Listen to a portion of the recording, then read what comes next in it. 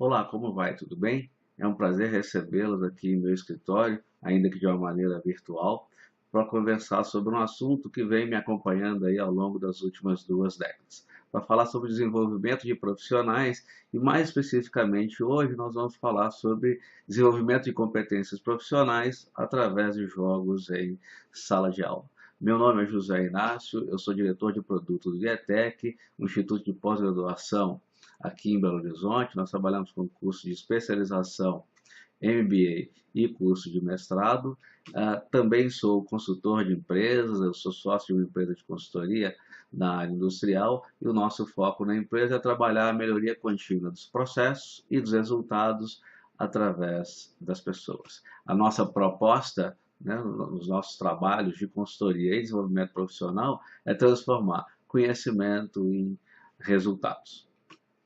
Eu tenho mais de 18 anos de experiência na educação profissional, nos diversos níveis, desde cursos de curta duração, cursos de pós-graduação, especialização, MBA e também curso de graduação. Já tive o prazer, né, de compartilhar o conhecimento com mais de 5.000 alunos de pós-graduação, mais de 1.000 alunos de graduação, mais de 4.500 alunos de educação corporativa e coordenar mais de 150 turmas de pós-graduação e MBA. Essa experiência que eu julgo que me torna capaz de estar aqui compartilhando com vocês, né, o meu pensamento, e eu gostaria muito que vocês também, né, interagissem comigo aí, enviando perguntas, colocando a visão de vocês sobre a educação profissional. Vamos iniciar voltando aqui no tempo, voltando naquele momento em que eu começava a dar aula. Foi o ano de 1997, né? A imagem aí ilustra, né, o equipamento que eu utilizava para dar aula, um retroprojetor, e aí a gente vinha carregado de transparências, né?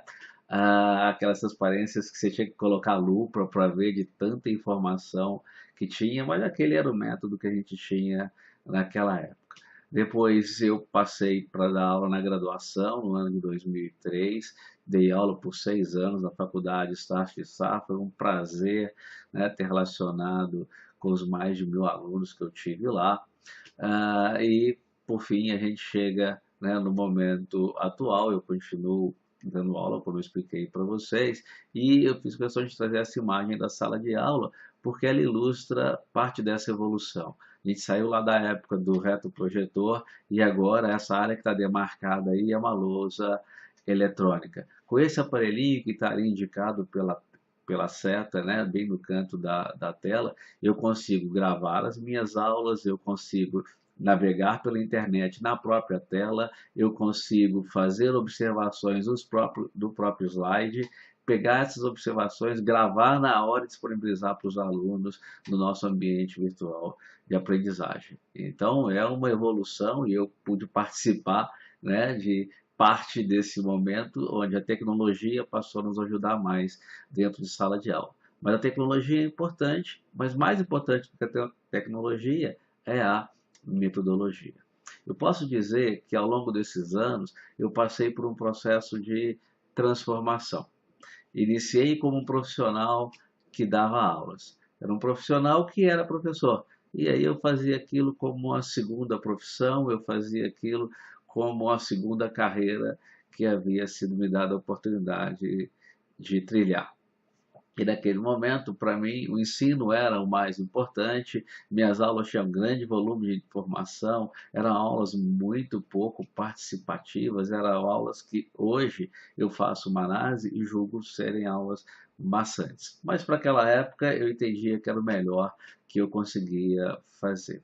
Como eu estava trabalhando na empresa, numa indústria, eu tinha pouco tempo para preparar as aulas, então muitas vezes eram cópias de livros, eu tirava xerox para trazer para a sala de aula. As transparências eram carregadas de informações pouco visuais, então eram transparências basicamente de texto. Né? Era muito difícil trazer imagens, figuras e tal para dentro de sala de aula, exceto se fossem vídeos, alguma coisa desse tipo. E o meu foco era repassar o conhecimento. falar dos conceitos e repassar o máximo de conhecimento que eu conseguisse. Eu saí daquele momento, né, e cheguei no ano de 2003 com uma grande mudança na minha vida. No ano de 2003, em determinado momento na empresa, eu quase tive um infarto. Eu fui parar na enfermaria e aquilo me fez fazer uma reflexão, né? Me levou a uma reflexão sobre se aquilo tudo valia a pena, se aquele era o caminho que eu queria trilhar realmente. Esse, né, momento aí foi registrado na revista Você S.A. alguns anos depois, até ela está lá disponível no site, e parte disso é porque eu não estava preparado, parte porque eu me entregava muito, né, à empresa. Mas o fato é, aquele momento foi um momento marcante, porque naquele momento eu decidi ser um professor profissional e um consultor de empresas. Então ali eu sabia que eu tinha que transformar as minhas aulas. As minhas aulas teriam que passar a ser mais visuais, eu teria que trazer, né, mais essa participação do pessoal, porque já era uma demanda que se colocava nas avaliações de reação, né, dos cursos, a gente enxergava o aluno pedindo esse tipo de abertura. Mas para dar esse tipo de abertura, a gente tem que se preparar. Então eu fui estudar, né, mais sobre o ensino de adulto, encontrei a andragogia, né, principalmente aí a ideia do professor Malcolm Knowles, e tive um grande aliado, o vídeo-projetor, que já não era mais o retroprojetor, e ali eu poderia trabalhar de uma maneira mais visual as minhas aulas e ficaria algo mais leve para os alunos. Eu comecei a entender a importância de eu dar o foco na aprendizagem. Então não era, o importante não era mais o ensino. Eu fui entender que eu estava utilizando uma abordagem pedagógica para trabalhar com alunos adultos. Eu focava o conteúdo, eu repassava o conhecimento, tudo isso dentro de um modelo pré-formatado. Ao estudar a andragogia, eu fui ver que o importante era a metodologia adequada para o adulto, o importante é que esse adulto aprendesse, que ele crescesse e que eu desse espaço para ele compartilhar a experiência que ele tinha. E principalmente, eu fui entender que a aprendizagem ela só acontece quando o aluno toma posse do conhecimento, quando ele efetivamente muda o comportamento e os resultados que ele é capaz de gerar a partir do trabalho dele. Então, na andragogia, eu encontrei 6 princípios, né, propostos aí pelo professor Malcolm, e eu procurei me guiar nesses princípios. Rapidamente, esses princípios, que na verdade não são princípios, são perguntas que eu deveria responder dentro do meu planejamento, né, são coisas que o aluno se perguntaria internamente e eu teria que responder através do meu planejamento de curso essas perguntas para engajá-lo no processo de aprendizagem. A primeira pergunta é: o que eu ganho com isso que o professor quer ensinar? Né? Então, qual a vantagem? Por que eu tenho que me dedicar? Por que eu tenho que passar meu tempo prestando atenção a isso?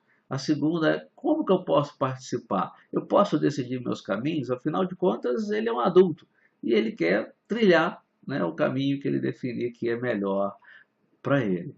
Como que aquilo se relaciona com a experiência que aquele profissional já tinha? Como que ele pode resolver os problemas usando o conceito, usando, né, o conhecimento que eu acabei de expor, que eu acabei de repassar para ele. Aquilo é aplicável, ele consegue trabalhar aquilo no dia a dia dele. A outra pergunta é se ele está aprendendo matérias, igual aconteceu nos anos anteriores dele na faculdade, ou se ele está ganhando ferramentas, coisas que ele vai poder utilizar na prática para gerar resultado. E a última é: quais são os ganhos pessoais, quais são os ganhos para a vida dele da aplicação daquele conteúdo. Então, eu passei a montar as minhas aulas, eu passei a montar o meu planejamento de curso, focando em responder a essas perguntas ou a esses princípios. Também tive a oportunidade de conhecer o Actual Learning. Né? No modelo do Actual Learning, a ideia é agir e aprender ao mesmo tempo. Então a minha proposta foi: eu vou unir as duas coisas, e a partir daí nasceu a ideia da aplicação dos jogos de empresa.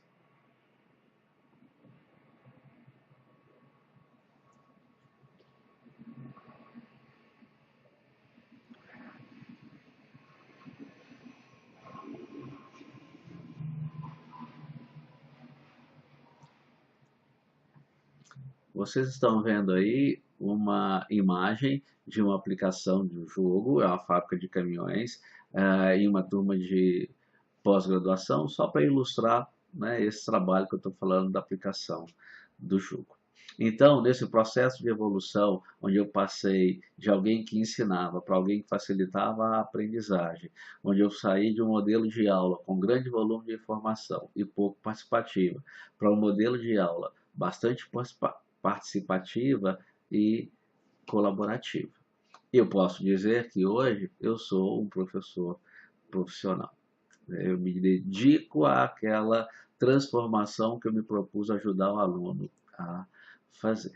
Ainda na linha dos estudos que eu acabei fazendo, eu cheguei a conhecer as ideias da professora Jack Gaston. Ela é uma doutora, ela é na área de pedagogia, e ela vem estudando, né, o contexto da educação nesse mundo novo, nesse mundo tecnológico, nesse mundo mobile, e ela trouxe um conceito que já é visto, né, através de outros autores também, mas ela trouxe, e eu queria compartilhar aqui com vocês. Ela nos questiona sobre o percentual de retenção do conhecimento e do desenvolvimento das habilidades dos participantes dos programas de treinamento, dos cursos que a gente dá, das aulas que a gente ministra. Então, a gente já sabe que a aprendizagem verbal, aquela onde o aluno está na posição passiva, onde ele vai ler e ouvir, né, o que um professor está falando, ela é que tem a menor efetividade do ponto de vista da retenção do conhecimento e do desenvolvimento de habilidades. Depois, na sequência, a gente tem a aprendizagem visual. A retenção vai melhorando, mas ainda assim deixa a desejar. Na aprendizagem visual, eu vou utilizar fotos, figuras, vídeos, filmes, vou fazer uma demonstração da aplicação prática de determinado conteúdo.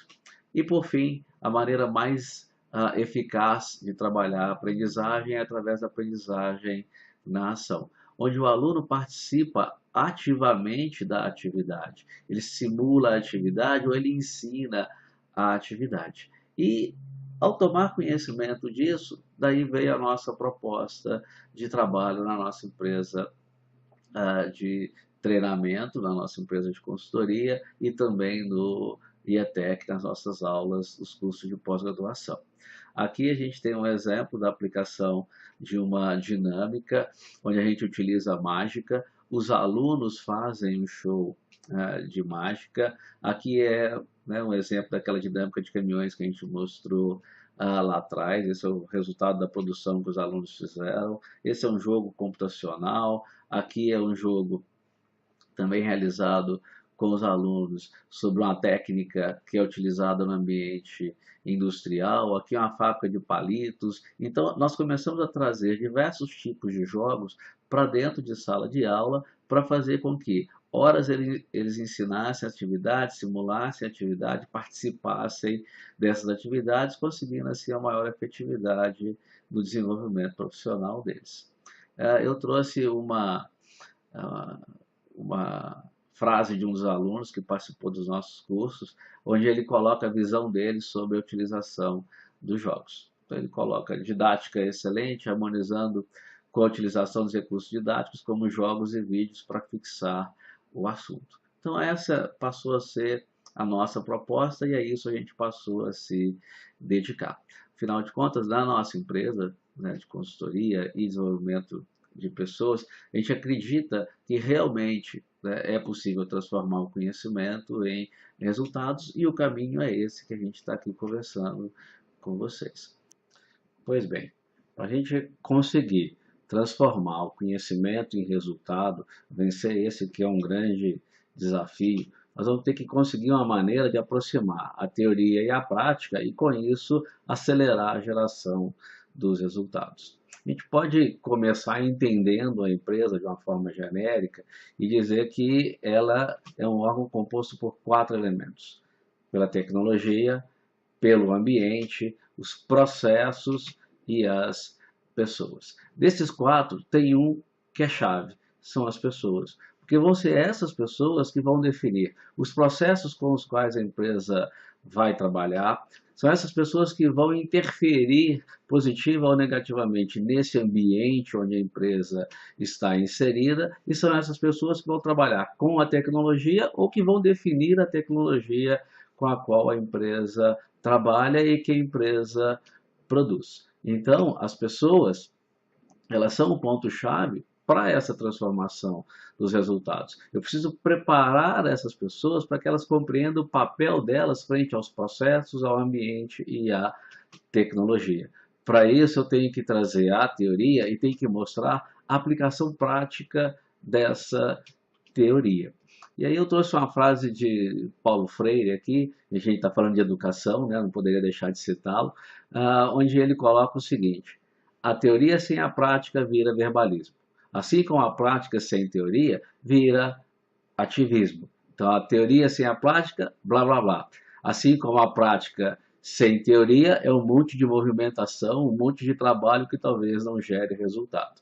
Ele continua dizendo que, no entanto, quando se une a prática com a teoria, tem-se a praxis. Tem a ação criadora e modificadora da realidade. E é exatamente isso que a gente quer: unir a teoria com a prática para transformar, para modificar a realidade das organizações, gerando resultado.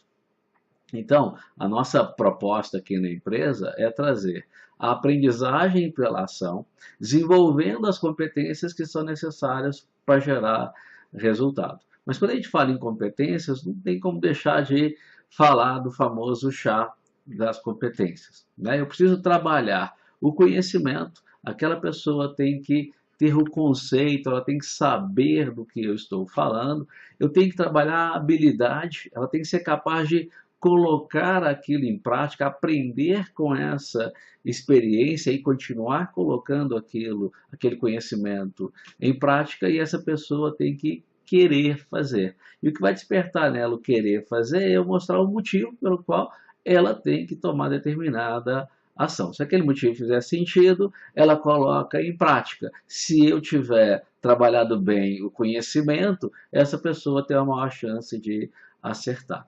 Então, nós estamos falando de usar o cérebro, né, para unir a teoria com a prática. Essa é a nossa proposta. Voltando aí a Paulo Freire, mais uma frase dele, ele diz que é preciso diminuir a distância entre o que se diz e o que se faz, até que num dado momento a tua fala seja a tua prática.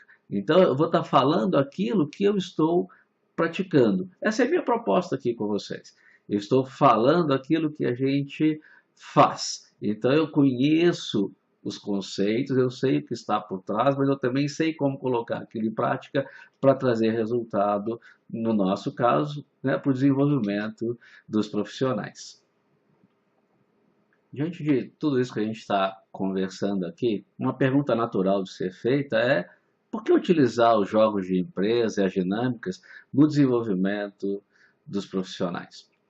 Eu queria responder a essa pergunta relacionando o que a gente está trabalhando, o que a gente está conversando aqui, com as leis do Bob Pike. O Bob, ele fundou um centro de treinamento onde ele trabalha técnicas criativas para o desenvolvimento de adultos. E ele colocou para a gente 4 princípios nesse processo de desenvolvimento, e eu queria relacionar esses princípios com o que nós estamos falando aqui sobre os jogos. Então, o primeiro princípio diz o seguinte: os adultos são crianças com corpos grandes.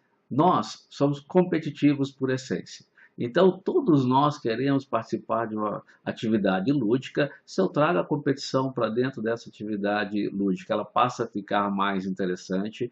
E no meio da competição, a gente deixa aflorar aquilo que a gente realmente é. A gente deixa aflorar os nossos pensamentos e os nossos sentimentos, porque a gente está tão preocupado em competir que a gente não controla essas emoções. E a partir daí eu posso efetivamente trabalhar aquilo que aconteceu durante o jogo, durante a dinâmica que a gente está praticando.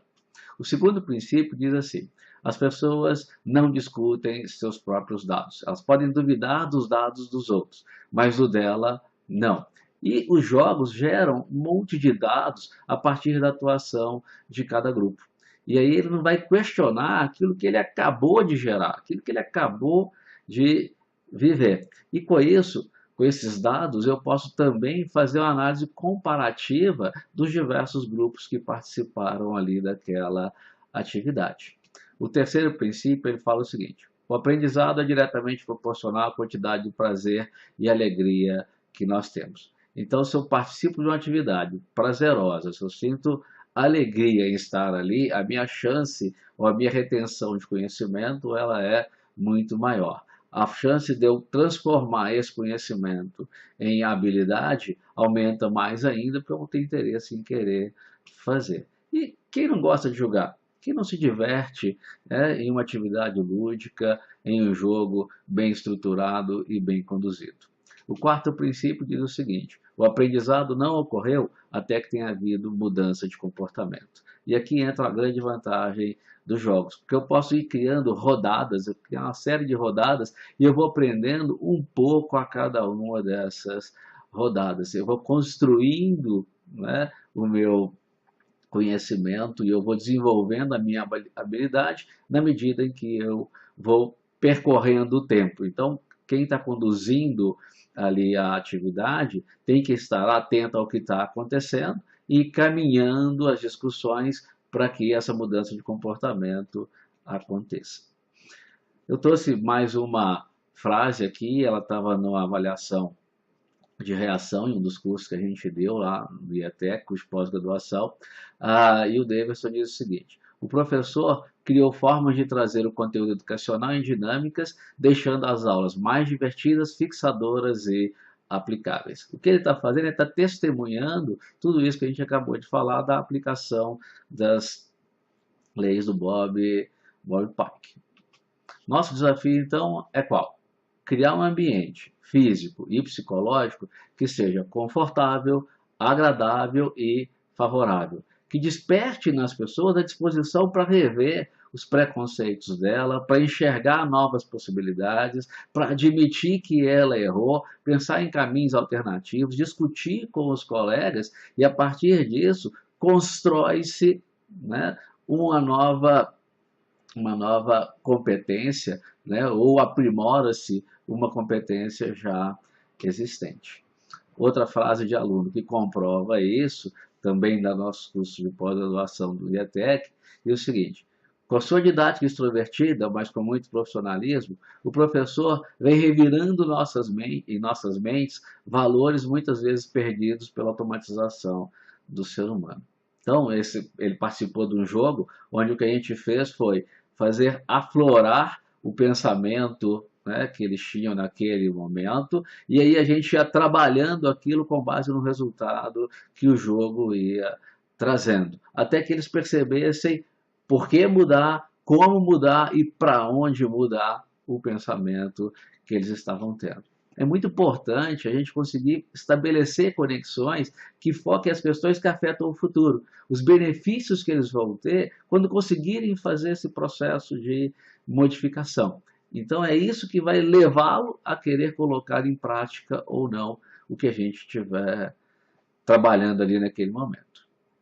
Outra pergunta é, bom, então, quando utilizar os jogos? Eu queria responder essa pergunta no inverso.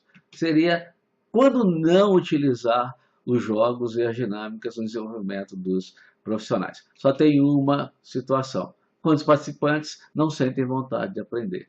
Eu acredito, né, minha experiência me mostra, que não adianta querer ensinar quem não está disposto a aprender. Eu só consigo ensinar para quem está disposto a aprender. Tem que ter o mínimo de disposição. Se não tiver, não adianta, né, não é o momento de trabalhar com aquela pessoa. Nas demais condições, né, a gente pode escolher o jogo ou a dinâmica que for mais adequada naquele momento e adequar a dosagem, a profundidade que eu vou trabalhar, o tempo que eu vou trabalhar e assim por diante. Então, o único, né, senão, da aplicação dos jogos e das dinâmicas seria quando a pessoa não quer aprender. Legal. Agora que a gente sabe, né, por que utilizar os jogos e quando utilizar os jogos, uma outra pergunta natural de ser feita, uma terceira pergunta, seria como utilizar os jogos e as dinâmicas no desenvolvimento dos profissionais. Começa respondendo o seguinte: não tem receita de bolo, né? Não tem uma regrinha que eu possa passar para vocês, siga esses passos e tudo vai dar certo. Mas eu posso afirmar para vocês que tudo começa com o esclarecimento do objetivo. Qual o nosso objetivo com a aplicação daquele jogo ou daquela dinâmica? Por exemplo, se eu tenho o objetivo de desconstruir hábitos, mantendo os conceitos que os participantes já têm, ou se eu tenho o objetivo de mostrar a importância de determinado conceito que vai ser introduzido em seguida, eu posso adotar uma estratégia que comece com a aplicação do jogo e da dinâmica. Uma vez aplicado, a gente avalia os resultados, questiona se eles são bons ou não, poderiam ser melhores ou não. A gente introduz os conceitos. Uma vez introduzidos esses novos conceitos, a gente faz uma nova rodada do jogo ou da dinâmica, faz as reflexões, a partir das reflexões a gente busca generalizar. Então aquilo foi um caso muito específico que aconteceu, ou é um caso que é válido sempre, e depois a gente leva aquilo para o dia a dia dele na empresa. Se o objetivo é outro, então se o objetivo é demonstrar na prática um conceito totalmente novo, ou esclarecer a aplicação de um conceito que ele já possui, que ele já tem em mente, a gente vai introduzir ou relembrar os conceitos. Então perceba que eu não começo jogando. No anterior eu começo jogando, porque o objetivo me levava a isso. Agora não. Agora eu começo introduzindo os conceitos, relembrando os conceitos, aplicamos o jogo, fazemos análise dos resultados, fazemos uma nova rodada, reflexões, vamos buscar generalizar e aplicar com o dia a dia. Então, pelo que a gente está falando aqui, eu tenho que ter muita atenção a dois pontos específicos. Primeiro, tem que estar muito claro qual é o objetivo da aplicação do jogo ou da dinâmica. A segunda coisa é que também eu tenho que ficar muito atento aos sentimentos que se afloram ali naquele momento da aplicação do jogo ou da dinâmica.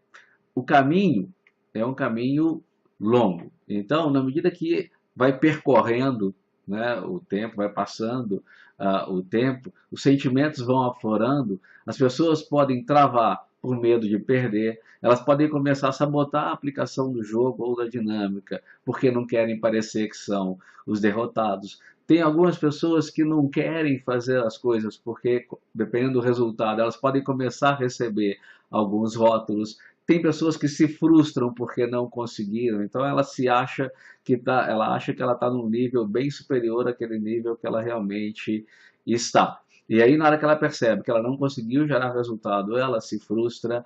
Tem pessoas que se descontrolam. Eu já tive situações bastante complicadas onde as pessoas do grupo começaram a brigar entre si, bater boca entre si. E aí eu tive que fazer uma intervenção mostrando que aquilo realmente acontece na prática, mas como eu controlo aquela situação. Tem determinadas pessoas que têm um determinado grau de credibilidade, isso é muito comum quando nós temos o chefe na sala junto com pessoas da empresa, e aí as pessoas o têm, né, em alto grau, e ele fica com medo de ficar com descrédito. Então, várias situações podem acontecer que levam o jogo a não ter o resultado final que a gente deseja. Então, o condutor da atividade tem que estar muito atento a esses fantasmas que aparecem no meio do caminho, que podem fazer com que a gente não alcance efetivamente aquele objetivo que a gente traçou inicialmente.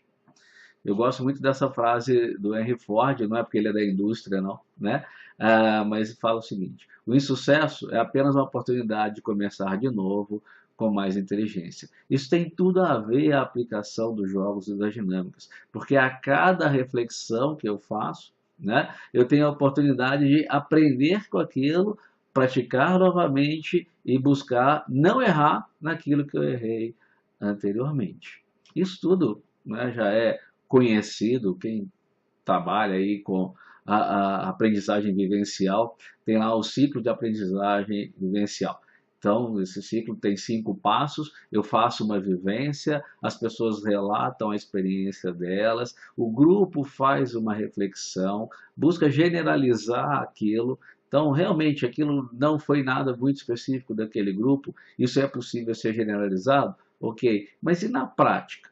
E lá no dia a dia, como é que esse tipo de coisa é aplicável? No nosso caso aqui, é uma atividade vivencial e eu tenho que estar muito atento e seguir, né, os passos desse ciclo de aprendizagem vivencial. Sobretudo, dando especial atenção na aplicabilidade daquilo que a gente viveu no dia a dia do participante. Por quê? Porque senão vai virar simplesmente mais uma brincadeira da qual ele participou. E a gente não está ali para brincar, a gente está ali para aprender e para acelerar a geração de resultados na empresa. Eu trouxe aqui mais um depoimento, né, de aluno que participou da uma das nossas atividades, e ele diz o seguinte: tive aulas muito interessantes no formato que, a meu ver, faz com que a retenção dos conhecimentos seja maior. Ele participou, né, de uma dinâmica e de um jogo de empresa. As dinâmicas e os jogos remetem à realidade das nossas atividades na empresa. Mas essa parte que eu destaquei em amarelo aqui, ela é papel do mediador do jogo, mediador da dinâmica, de quem está aplicando o jogo ou a dinâmica. Ele tem que, seguindo o ciclo de aprendizagem vivencial, dar a atenção e ajudar as pessoas a identificar como aquilo seria na prática delas no dia a dia.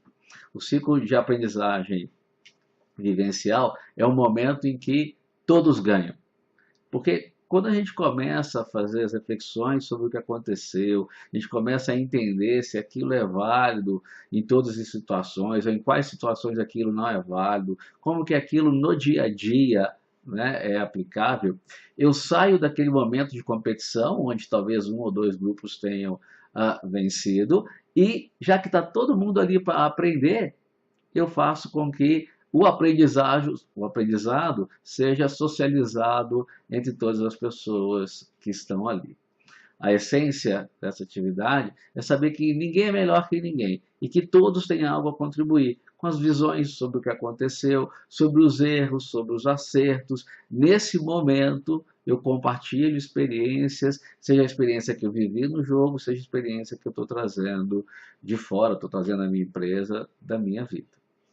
Quando a gente faz o fechamento, né, a última rodada, vamos dizer assim, do jogo ou da dinâmica, esse é um momento importante, né? Ele vai nos ajudar a enxergar e compreender o que houve, nem sempre isso é claro para todo mundo, a fazer as conexões entre as competências que eu tenho, as competências necessárias, e entre a teoria e a prática, e vai me ajudar a enxergar as soluções possíveis para aqueles problemas que foram discutidos ali naquela atividade, certo?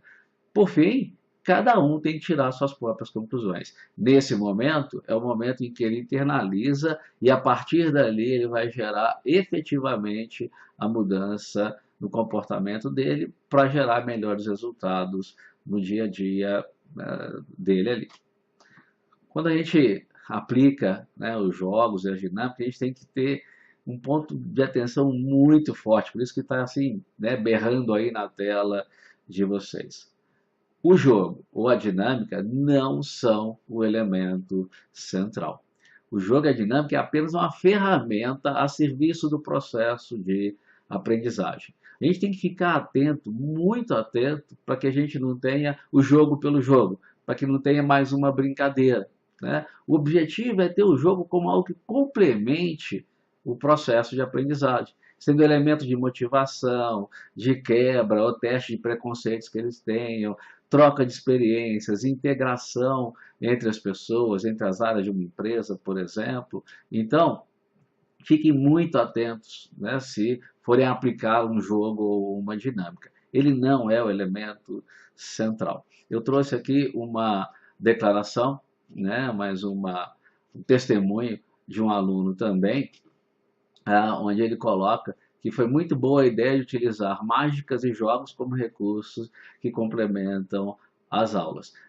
Esse profissional ele participou, né, de uma atividade onde a gente queria mostrar que nem sempre o impossível é impossível. E aí o que a gente trabalhou foi alguns jogos bem específicos e trabalhou com mágicas ao longo de todo o treinamento. E aí, na medida que as mágicas iam acontecendo, a gente ia, sem revelar a mágica, né? Desmistificando que aquilo não é do nada que surge. Tem muito treinamento por trás, tem muito preparo por trás, enfim, tudo aquilo que é necessário para que a mágica aconteça.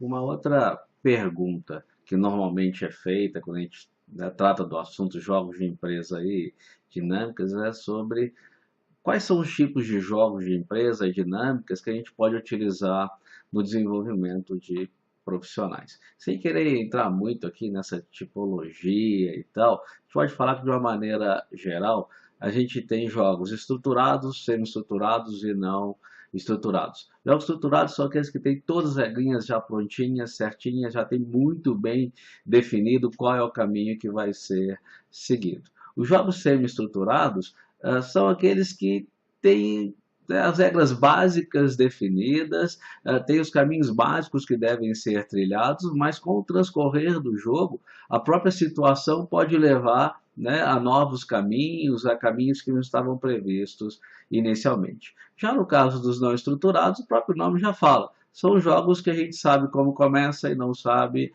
como termina em termos da sua forma, mas a gente tem que manter total controle sobre o objetivo proposto para aquele jogo. Além disso, né, a gente tem os jogos computacionais e os jogos não computacionais. Esses o nome já explica por si só, e eu pessoalmente prefiro muito mais os jogos não computacionais. Eles envolvem muito mais as pessoas, a gente consegue trabalhar muito melhor as equipes, sendo que no caso dos computacionais, apesar da gente utilizar em alguns casos, a gente tem que tomar um cuidado muito grande, porque senão vai parecer que é só um videogame, e não é essa a proposta. E por fim, quanto à duração, nós temos jogos de curta duração, jogos que duram meia hora, 40 minutos até uma hora, de média duração, que duram um período da manhã, da tarde, uma noite e tal, e jogos de longa duração, onde a gente vai aplicando isso ao longo do tempo, na medida que a gente vai caminhando com os conceitos.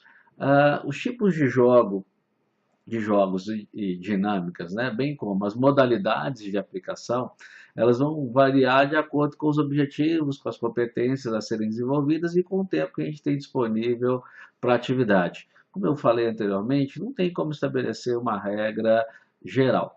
Eu trouxe aqui para vocês alguns exemplos, né, do que a gente aplica. Aqui é a aplicação no jogo, que é a Torre de Hanoi. É aquela mesma Torre de Hanoi que é uma brincadeira infantil, que você compra, né, isso aí em loja de produtos infantis para desenvolver a coordenação motora das crianças. A gente aplica esse jogo, ou essa dinâmica, como queiram, com a duração de 40 minutos, e a gente trabalha, nesse caso, o planejamento e controle, qualidade e produtividade, pressão por tempo, a documentação do processo e o trabalho em equipe. Divide-se a sala em grupos e eles competem entre si. Aqui a gente tem outro modelo, um outro tipo de jogo. Esse jogo chama Vira-Folha, já é um jogo mais rápido, dura mais ou menos 25 minutos. Também tem como objetivo trabalhar o planejamento e controle, a sincronização das atividades, as restrições e pressão por tempo, a documentação do processo e o trabalho em equipe. Uma diferença que tem entre a aplicação da Torre de Hanoi e o Vira-Folha, no nosso caso, é que a Torre de Hanoi a gente inicia jogando e depois introduz o conceito. Quando a gente utiliza o Vira-Folha, a gente introduz o conceito, revisa o conceito e mostra na prática, né, aquele conceito que a gente acabou de falar.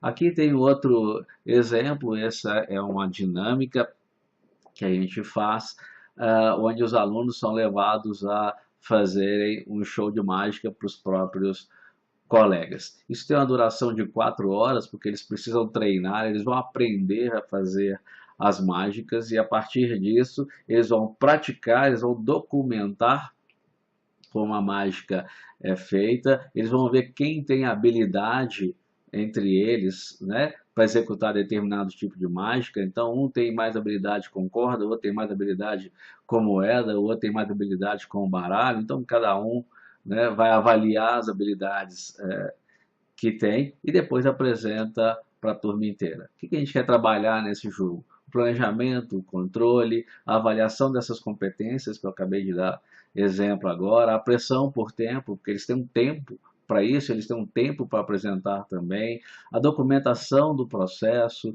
a comunicação entre eles e com quem está assistindo a apresentação deles, a garantia da qualidade, porque tem que sair dentro do padrão que a gente tiver especificado.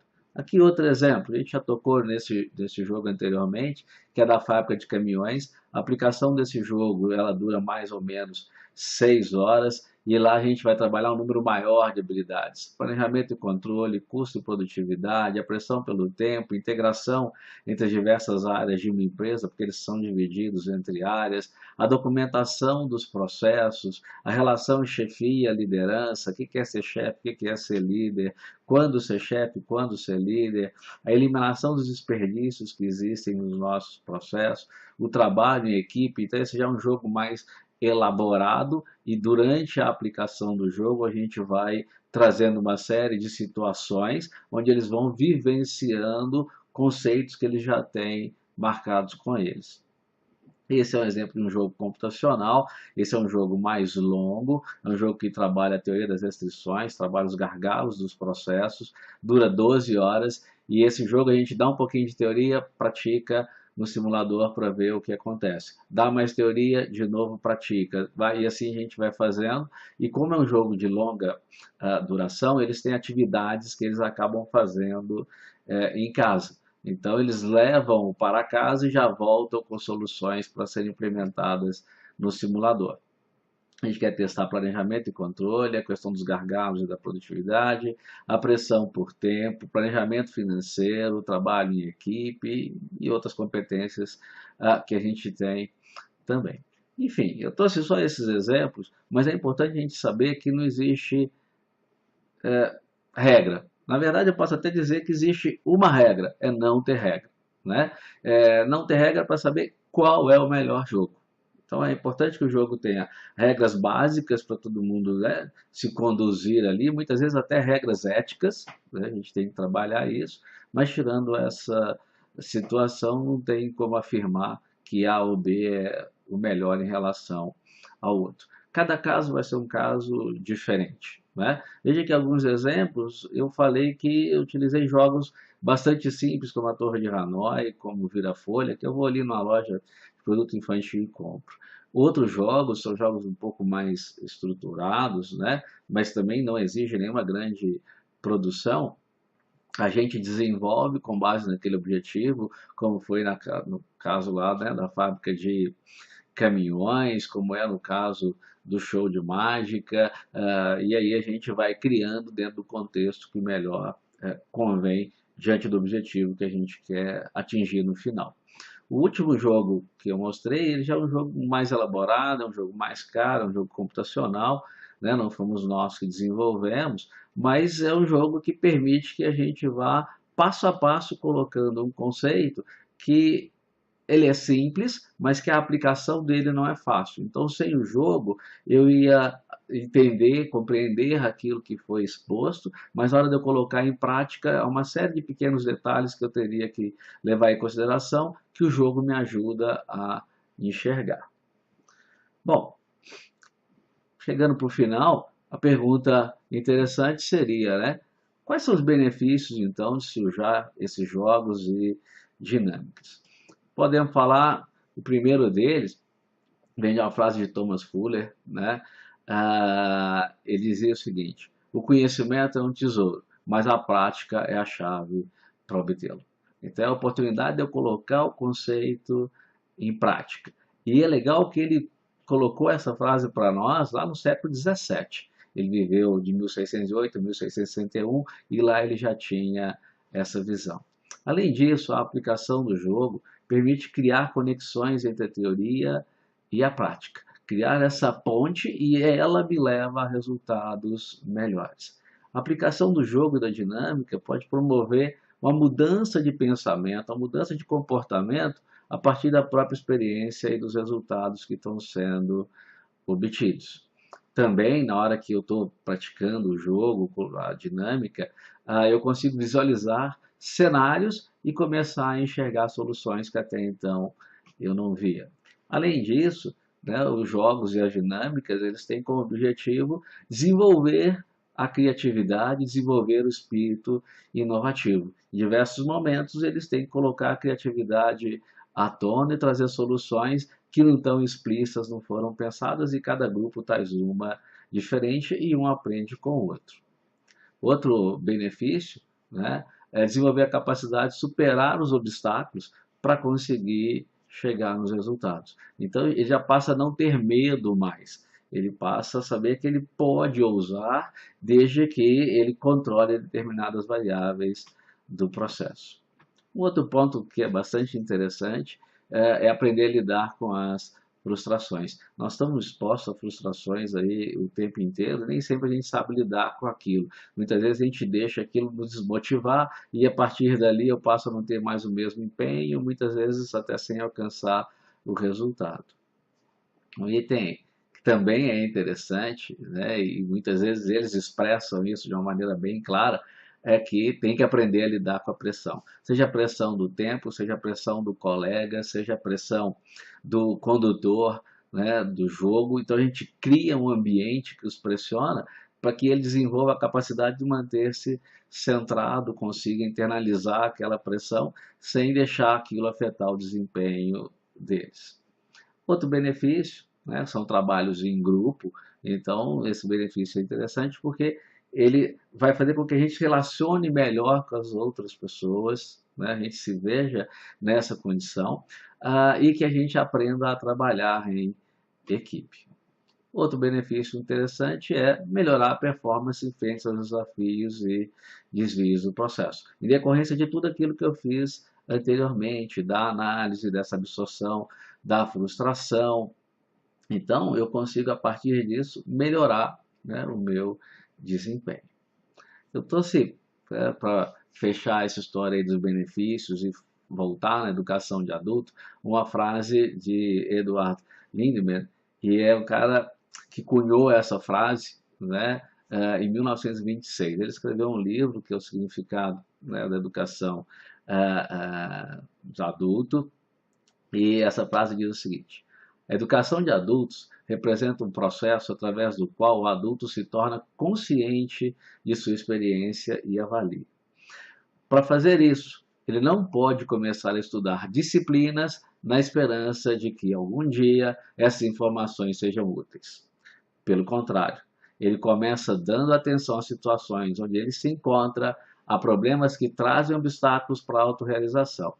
São usados fatos e informações das diversas esferas de conhecimento, não para fins de acumulação, mas por necessidade de solucionar problemas. Eu acho que essa frase ela sintetiza quase tudo que a gente colocou até agora. E o legal é que é uma frase dita, né, há 90 anos atrás. Por fim, como consequência de tudo isso que a gente falou, a gente acaba tendo uma potencialização dos resultados, né, e um aceleramento, uma aceleração do aprendizado. Uma outra pergunta que eu gostaria de responder aqui nessa nossa conversa é por onde começar o uso dos jogos e das dinâmicas nesse desenvolvimento de profissionais. Como coloquei nas situações anteriores, não tem uma regra, né? Então, eu posso afirmar, comece por aqui, por ali. O que eu posso lhe dizer é que a gente tem que pensar grande, a gente tem que pensar em todo o potencial, né, de aceleração do aprendizado, todo o potencial que os jogos têm de trazer as nossas aulas, os nossos treinamentos para um novo nível. Só que eu aconselho começar pequeno. Comece com jogos mais simples, mais estruturados, com regras bem claras e de tal maneira que pouca coisa fuja do controle. Com isso, você vai pegando a experiência de conduzir a aplicação dos jogos. E o outro conselho que eu dou é comece rápido. Começa a aplicar. Né? Não fica pensando, eu não consigo. Não, vai lá e faz um jogo mais sob controle, com regras mais claras, você vai conseguir, o pessoal vai te dar feedback, a partir desse feedback você aprende mais coisas e assim vai se aprimorando nesse processo de aplicação dos jogos. Uma certeza você pode ter. Você vai fazer o planejamento, você vai idealizar como vai ser a condução do jogo, mas na hora de executar, a coisa foge um pouco do controle. Quanto melhor o seu planejamento, menor será o descontrole na execução. Esse descontrole é normal, não se assuste com ele. Por quê? Porque nós estamos lidando com pessoas. E aí eu não consigo cercar todas as variáveis que envolvem o comportamento delas. Nem o comportamento individual, nem o comportamento em conjunto. Mas eu posso assegurar para vocês também que quanto mais vezes vocês aplicarem os jogos, mais você aprende como fazer esse planejamento e como controlar, né, vou usar aqui, né, um contrassenso aqui, mas é controlar o descontrole que vai acontecer na fase da execução. Você aprende a mediar melhor o processo de aplicação do jogo, de tal maneira que, com o passar do tempo, o seu planejamento e essa execução vão estar muito próximas um do outro. Comece. Se você esperar pelas condições perfeitas, nunca vai fazer nada. Elas nunca vão existir. Então vai lá e começa. Se errar, aprendeu. Se der certo, ótimo, parabéns. E vai nesse processo, você vai ver que os resultados são surpreendentes. É muito legal, os alunos ficam muito agradecidos e para a gente, né, é muito gratificante perceber que o pessoal realmente está aprendendo, está passando por um novo nível, certo? Vocês já perceberam que eu gosto muito de frases, né? Aí eu trouxe mais uma, essa frase é de um autor desconhecido, e ela diz o seguinte: todos gostam de sombra, mas poucos plantam árvores. O que isso tem a ver com o que nós estamos falando? Trabalhar com jogos e dinâmicas dá trabalho, muito trabalho, né? Por quê? Eu tenho que, além de preparar a minha aula normalmente, eu vou ter que preparar a aplicação do jogo, eu vou ter que muitas vezes separar. Então, imagina naquela fábrica de caminhões que eu mostrei para vocês. A gente trabalha ali com 300 caminhões de plástico. Eu tenho que separar tudo por cor, separar por grupo, todo o material separado. Então, se aquilo dura 6 horas mais ou menos, eu vou passar pelo menos 4 horas preparando aquela atividade. Depois que tiver a aplicação, né, do jogo, não é só fechar as coisas e vir embora para casa. Eu vou ficar lá acabando de separar todo o material que foi utilizado. Quando chegar no meu escritório, eu vou separar tudo de novo para deixar mais organizado. Então, dá esse trabalho braçal, mas também dá um trabalho mental. Eu tenho que me preparar para esse tipo de coisa. Muitas vezes eu vou ter que investir na compra dos jogos. Mas é o preço que a gente paga se a gente quer ter, né, um treinamento, se a gente quer ter uma aula, se a gente quer ter um processo de desenvolvimento diferenciado dos demais. Todo esse processo, quando a gente percebe, né, o resultado desse processo, a gente percebe o pessoal julgando, a gente percebe, né, tudo acontecendo, a gente fica muito, muito satisfeito. Né? É mais ou menos como se a gente fosse a um teatro e visse uma bailarina lá fazendo o seu espetáculo. O que ninguém sabe, né, o que ninguém percebe é o que está por trás daquilo. É o que aquelas horas de treino trouxe para ela. Então, apesar do resultado final ser muito bonito, né, eu tenho que ser muito honesto com vocês. Não é tão simples, não é tão fácil assim. Né? Eu vou ter alguns machucados, eu vou aprender, vai ter hora que vai doer, mas faz parte. Tudo que a gente aprendeu na nossa vida foi desse jeito e isso não seria diferente. Para nós finalizarmos aqui essa nossa conversa, eu queria responder a uma última pergunta. Essa pergunta é: quem é o grande responsável por fazer tudo o que a gente está discutindo aqui acontecer? A gente pode ficar maquinando, ficar pensando, cada um na sua instituição, né? Eu posso pensar que é o diretor do Instituto de Educação onde eu dou aula, eu posso pensar que é o diretor da escola, da empresa de treinamento onde eu dou aula, eu posso pensar que é o coordenador do curso para o qual eu dou aula, eu posso pensar que são as pedagogas que apoiam, né, o processo de educação, lá na empresa, eu posso pensar que é você, eu posso pensar que são os alunos. Antes de eu dar a resposta definitiva a essa pergunta, eu queria fazer uma brincadeira com vocês. Então, agora só preste atenção no que eu vou falar e daqui a pouco vai ser a vez de vocês agirem, ok? Vocês vão colocar o dedo nesse boneco, como está aí no vídeo de vocês, esse que está com a gravata, e em determinado momento eu vou pedir vocês para pularem. Então eu vou dar um comando, vou falar pula, e aí vocês vão pular para o boneco que estiver ao lado. Como começando nesse boneco que está com a gravata, eu só tenho um ao lado dele, aí ao lado direito, olhando de frente para o vídeo, eu vou pular para ele.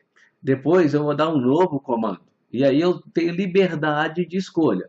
Eu posso pular ou para quem está à direita ou para quem está à esquerda do boneco.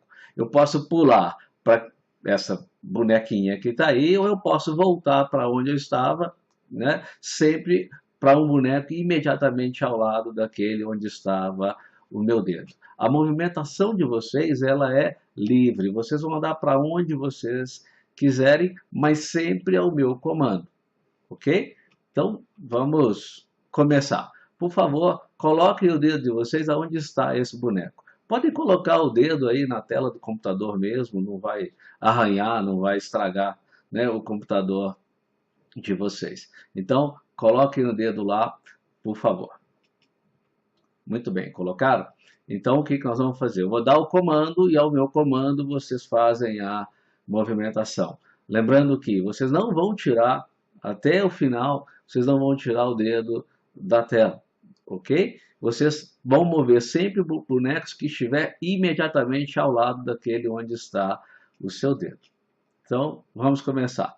Então, pule. Muito bem. Pule. Pule. Pule. Pule. Muito bem.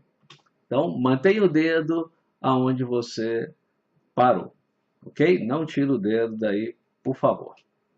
Eu posso assegurar que o dedo de vocês não está nesse lugar, não está nesse boneco e também não está nesse boneco aqui. Se o dedo de vocês estiver em um desses dois pontos, volte, porque você errou o movimento. Mas se o movimento foi certo, eu asseguro que não está em nenhum desses pontos. Então eu vou retirá-los. E aí vão ficar só 3 bonecos, ok? Mantenha o dedo onde estava. Não tire o dedo de onde estava. Tranquilo? Então, ótimo. De novo, pule. Muito bem. Ótimo. Mantenha o dedo onde parou. E eu posso assegurar para vocês que o dedo de vocês não está nesse boneco aqui. Se o dedo de vocês estiver nesse boneco, volte, porque você errou o movimento. Muito bem, vamos continuar. Pela última vez, pule. Muito bem. Então, mantenha o dedo onde parou e eu posso assegurar para vocês que o dedo de você não está aqui. Se tiver, você volta porque você fez o movimento errado. E o seu dedo terminou neste boneco. E lembra-se da pergunta que nós fizemos lá no início, né, alguns minutos atrás? Quem é o grande responsável por fazer tudo o que nós discutimos aqui acontecer? Você lembra também da disposição que estava, né, os nossos bonecos? Nós tínhamos diretor, supervisor, gerente, vocês, operadores, e você parou justamente no que te representa. É porque é você que faz tudo isso acontecer, mais ninguém. Depende de você. Você e mais ninguém. Você é o grande responsável por conseguir colocar em prática tudo isso que a gente discutiu aqui ao longo desses 50 e poucos minutos. Você e mais ninguém. Assuma o controle, seja feliz, você vai ver que a aplicação dos jogos vai fazer com que suas aulas fiquem melhores. Não que elas sejam ruins hoje, não estou falando isso, mas elas vão ser certamente melhores. E está aí, né, uma coisa que ninguém pode fazer por você, a sua parte. Bom, Eu gostaria de agradecer a paciência, né? Agradecer a sua paciência. Eu gostaria de agradecer imensamente a equipe do Congresso, né, de ter me convidado e me apoiado aí ao longo desse processo da produção do material.